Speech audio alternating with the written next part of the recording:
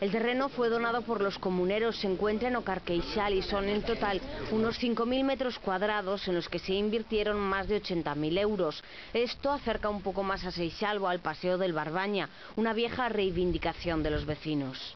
Que isto pois está é un lugar creo que moi privilexiado. Por aquí veñen camiñando tanto os de Seixalbo como as persoas da cidade que fan o recorrido por aquí, que temos o Barbaña pois a uns 50-60 metros e que bueno, que nun futuro ademais o Paseo do Barbaña, que está chegando cada día máis arriba, pois poida chegar a Seixalbo.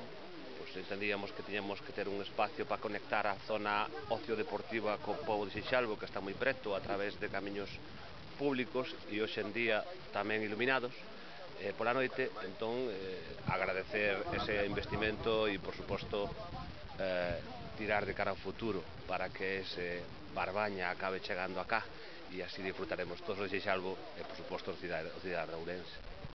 Esta área recreativa se utilizará para todas aquellas actividades que los vecinos de Seixalbo programen, algo por lo que en su diseño no se incluyeron más árboles, pero sí iluminación, mobiliario y la instalación de unos baños.